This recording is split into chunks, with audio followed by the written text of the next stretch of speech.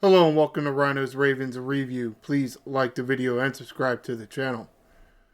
What a wild and crazy game that was. You thought the last game between the Ravens and Bengals was a wild finish. I think this one may have actually matched it, if not surpassed it. Take a look at my notes here before I get too far into it.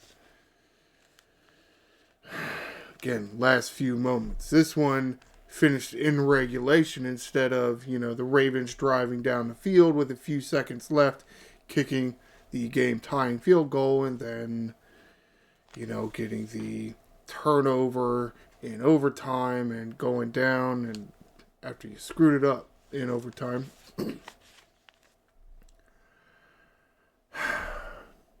For the love of shit, cover Jamar Chase. What?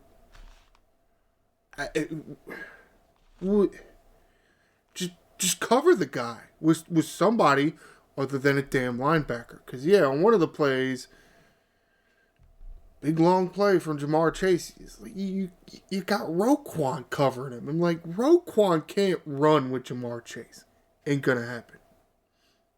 Another play, Marcus Williams, you got the tight end coming from there, his spot, up 10 yards, then an out route. And then Jamar Chase up 10 yards, from more the sideline position, and then a post pattern. Marcus Williams biting all over the tight end and leaving Jamar Chase wide open over the top.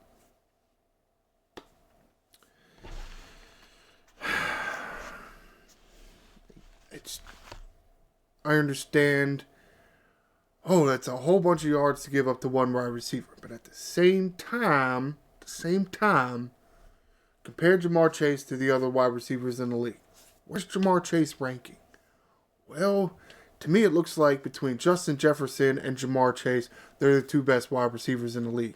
Now look at the quarterbacks throwing him the ball. Sam Darnold versus Joe Burrow. Who's the better quarterback? Well, so you're going to get torched. But at the same time, you got to mitigate that somehow.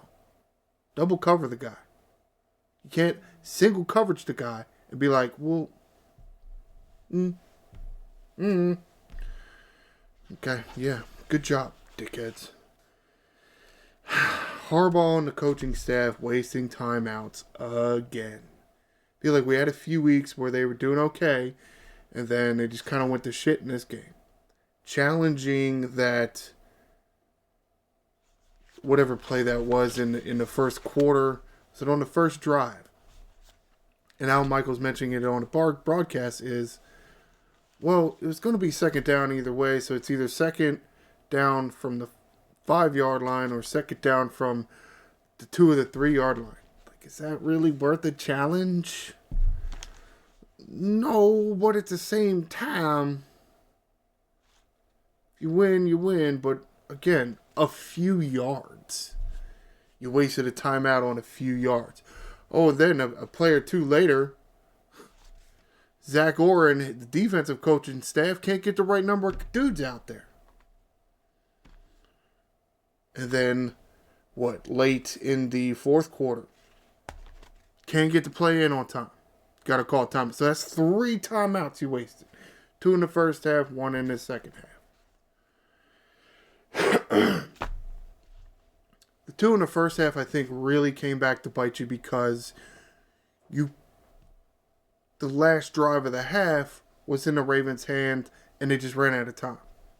You could have used at least one more timeout, but you didn't have one. You used, on the challenge and then on the not getting the right guys out on the field, and then the Hamilton injury. Yes, sadly, Hamilton going down on a non-contact injury.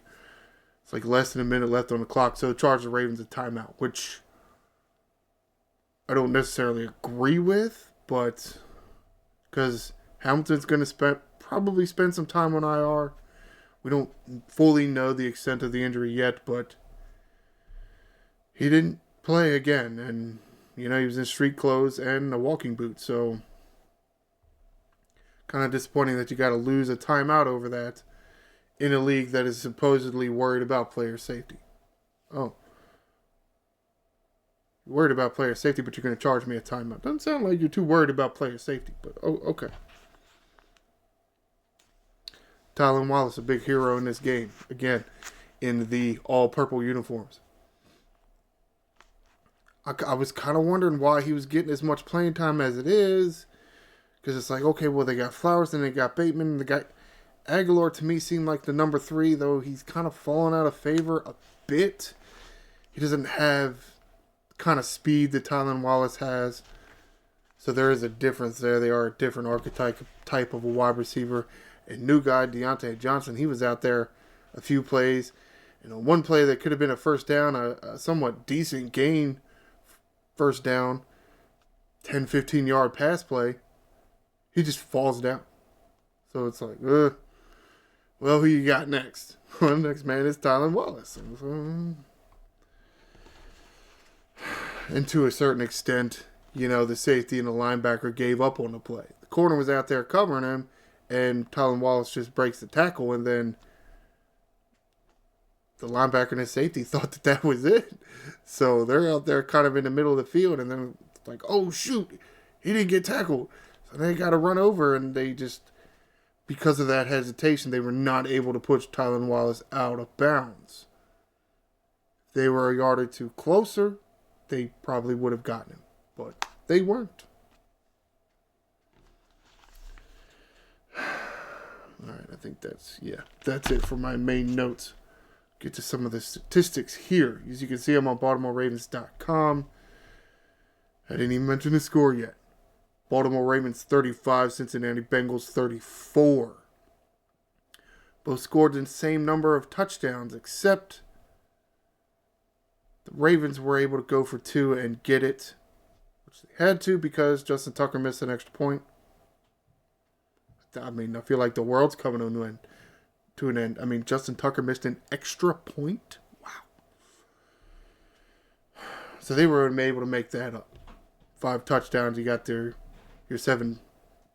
average of 7 points out of that. Well, Bengals were not able to convert the 2-point conversion on the last play. There's some debate. Oh, well, there was defensive holding on the tight end on the left side. Well, Drew Brewer was looking to the right side the whole time. So, and at the same time, there is such thing as a quarterback draw, and all this supposed defensive holding was happening at the line of scrimmage. So is he holding or is he just blocking? Debatable, because again, at the line of scrimmage. Maybe a forcible contact to the face mask of Joe Burrow as he's going to the ground. At the same time as the offensive lineman pulling the defensive lineman down. How responsible can he be of where his hands are when he's getting dragged to the ground by an offensive lineman? Meh. It's debatable. What does the rule book say? Don't know. Again, I'm here at BaltimoreRavens.com. Let's get to the Game Center page. Much better day passing for Lamar here. 25 completions on 33 attempts, which is right around 75%. That's where you like to see it. 75% is good. 4 touchdown passes is also really good. Not quite at 300 yards, which is somewhat low, but at the same time, it's more than 10 yards of completion average, which is fine. Ravens did have a turnover, so there's one of those touchdown drives that kind of, only had 30 yards to get. Derrick Henry was kind of bottled him up for most of the game. 16 attempts, which is low to a certain extent, and only 68 yards. Only had a long of 11. Did get a rushing touchdown, though. All right, let's go to NFL.com here. Their replay page. Check out the stats here because I can see the targets. Tylan Wallace, only 3 targets by Lamar Jackson. Caught all 3 of them. 115 yards and a touchdown. Wow.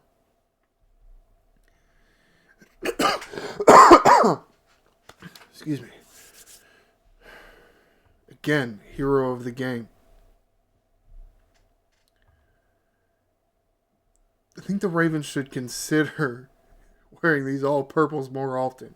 I feel like Tyler Wallace definitely likes it. I feel like the fans like it. And that purple helmet looked pretty cool. I gotta admit that. I do think I kind of prefer the all blacks, but I mean, the all purples look pretty good too. Andrews, 6 receptions, 7 targets, 68 yards, and a touchdown. Bateman, 6 receptions, 8 targets, a touchdown, 50 yards. Lamar missed a fairly deep shot to Bateman in the first drive,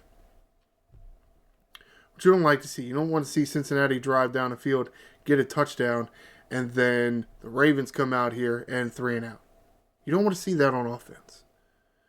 To a certain extent, yes, okay, you took the deep shot, fine. If you lead your receiver, Bateman catches that ball. The problem is he threw it back shoulder, and that's not something you can really do because you bring the defender into play.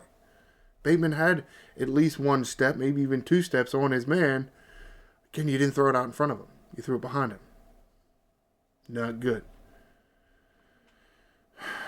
And then, a fairly decent Henry run, and then you take Henry out because it's 3rd down, get Justice Hill in there, and then he's dragged down. I'm like, okay.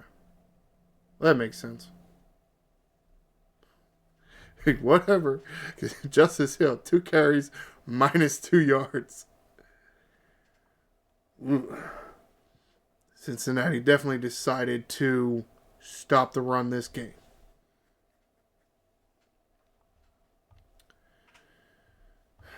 Nobody else really caught that many passes. I mean, Zay Flowers here, 4 catches, 6 targets, only 34 yards. Aguilar only 1 catch on 2 targets, did get a touchdown. Deontay Johnson finally gets his first catch as a Raven.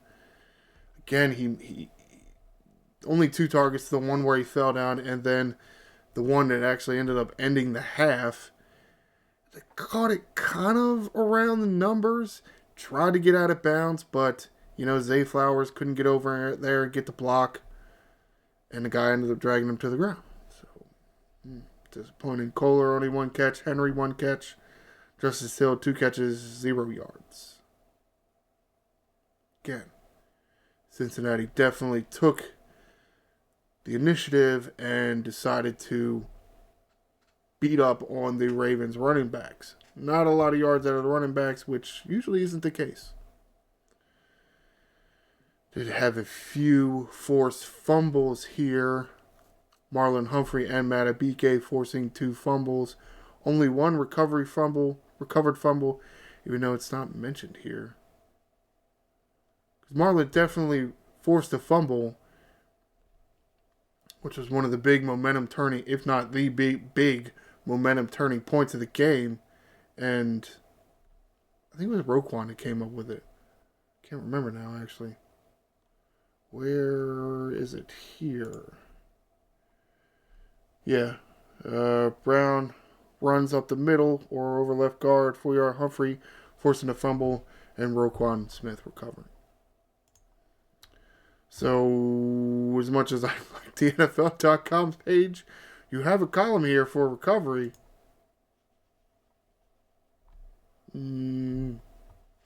Whatever. All right. While I'm talking about the defense here, continue talking about the defense, get to my defensive notes here. They did get better pressure this week.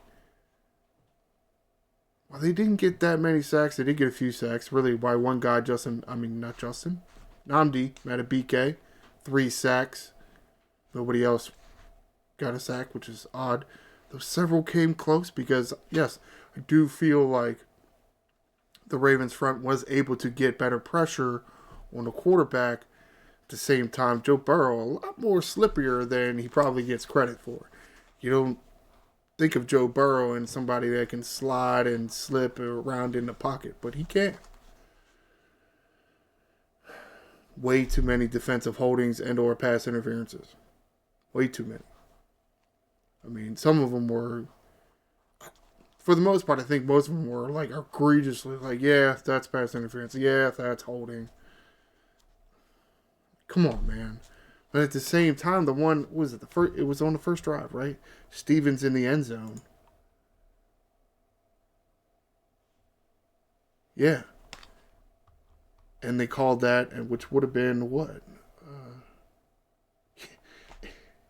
It was 4th and 2. It was 4th and 2, and you called that shit on Brandon Stevens.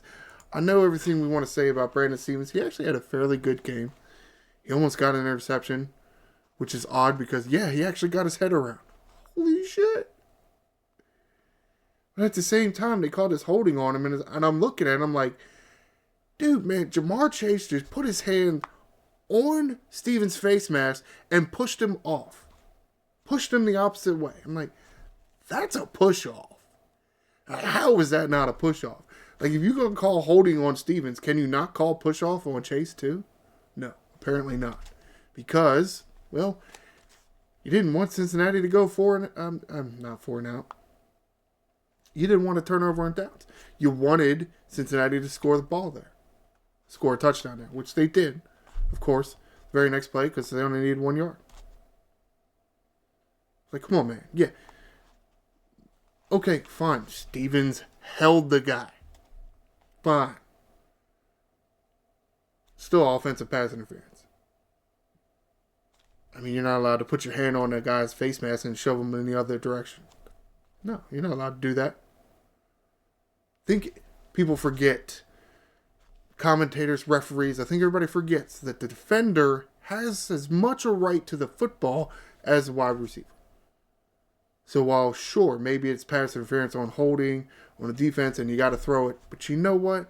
The offensive player can't do the same thing. And just be like, oh, well, that's not a penalty. No, it's a penalty. You're supposed to throw a flag on that as well. Or what you could do is just not throw a flag. Okay? Offensive pass interference here, defensive pass interference there. We'll just, not call it. Because why? They're obviously fighting each other over the football. Just let them fight. Okay, that's okay. Penalize the defense. Dickheads.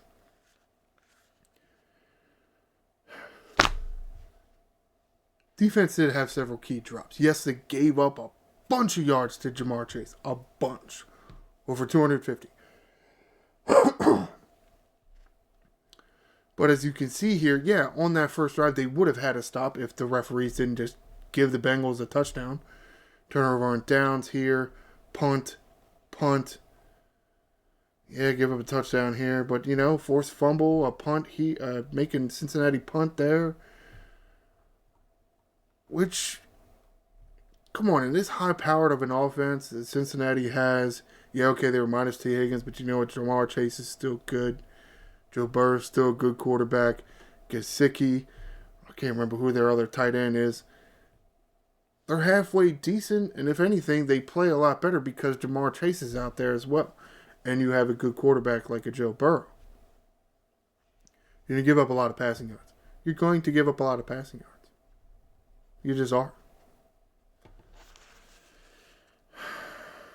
But again, you made a few stops. You did. And you made a few stops when it really counted. Like in the first half where the offense ain't getting going, you're getting a few stops in here. Try to keep the game close. Again, Marcus Williams, you had a few good plays where he was in there and he stayed over top of Jamar Chase and he was able to ensure that Jamar couldn't jump up and catch a ball because, he up there going after the football as well. So instead of Jamar being able to jump up uncontested, he's got to elevate contested. And no, it's not a penalty if the defender's going for the football. He's allowed to. But again, there were a few where it's you're the safety, okay? You're the guy playing center field. Nothing can get by you except you let Jamar Chase get by you a few times. Of course, on the other hand, that pass in the corner of the end zone, Darius Washington's kind of short. Higgins was playing probably a little too far off. Darius Washington's kind of short. Hamilton's kind of tall. If that's Hamilton instead of Darius Washington, it's probably an interception. Of course, that's even if Joe Burrow even throws the ball there because it'd be Hamilton over there. harder to get the ball over Hamilton's head than it is Darius Washington. Again, we're just going to have to wait a few days and maybe even a week and see what the status of Kyle Hamilton. What the hell is his first name? Kyle. Yeah, it's Kyle Hamilton. I forgot what his first name was there for a minute. Again, staying over top of Jamar Chase. Again, he had a few good plays, but it kind of reminded, at least the one deep pass to Jamar Chase, it kind of reminded me of being like Chris Davis, right? And his alleged need for Adderall because he can't concentrate well enough or something. That's kind of like what it looked like. Because again, Marcus Williams kind of looks at the tight end, and then he kind of turns around and sees Jamar Chase, and then he goes back towards the tight end. I'm like, what? I mean, okay, you bid on the tight end, but when you turn around and you see Jamar Chase in a good position on his corner, you got to go. You just got to go. You got to go and get there. And you didn't. You went for the tight end. Just got turned around there. Wow. Okay. All right, enough beating up on the defense because some of this shit just wasn't their fault. I mean, you can see here Baltimore, nothing in the first quarter, and only one touchdown in the second quarter. Of course, then, the floodgates opened. Only 3 drives in the first half. I mean, the first quarter, right? 5.5-minute drive for a touchdown here and a punt by the Ravens because they only held the ball on minute 30. Then another 5-minute drive for the Bengals. Well, so what happens? Do you have an offense like this and it just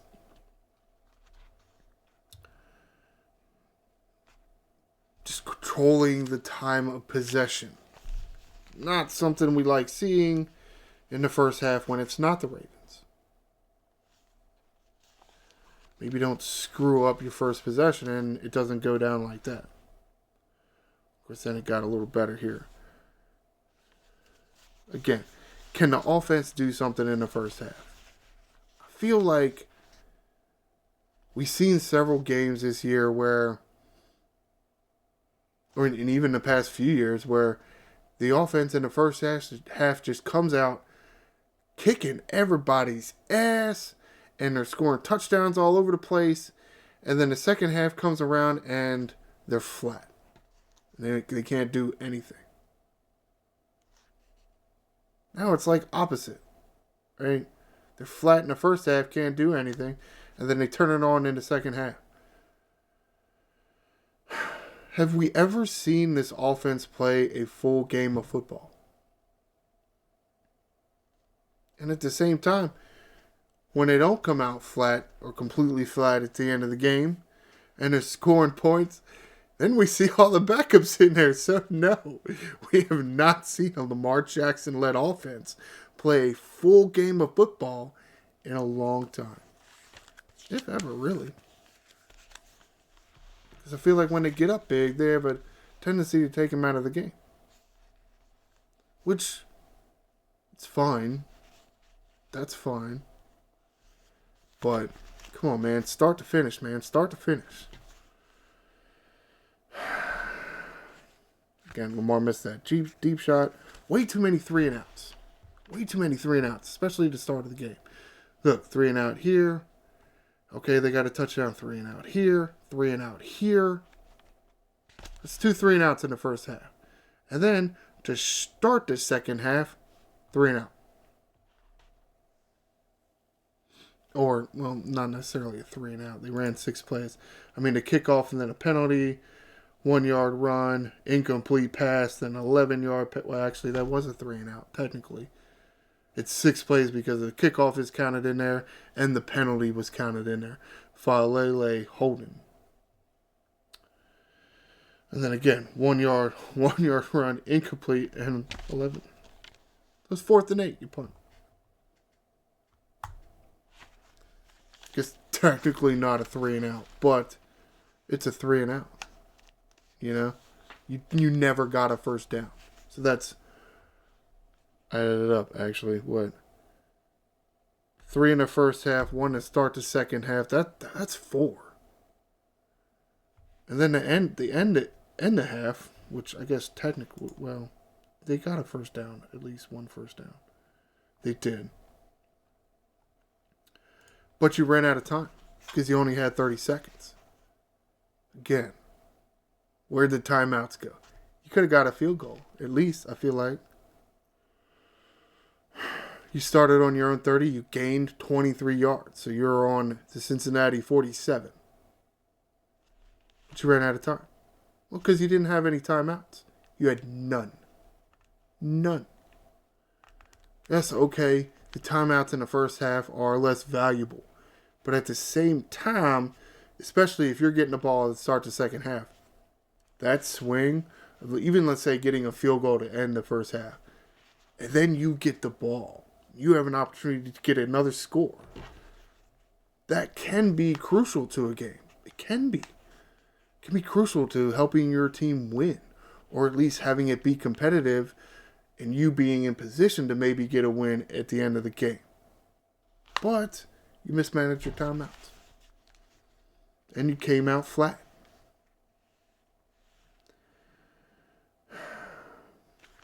Now, that's it. That's all I have for notes.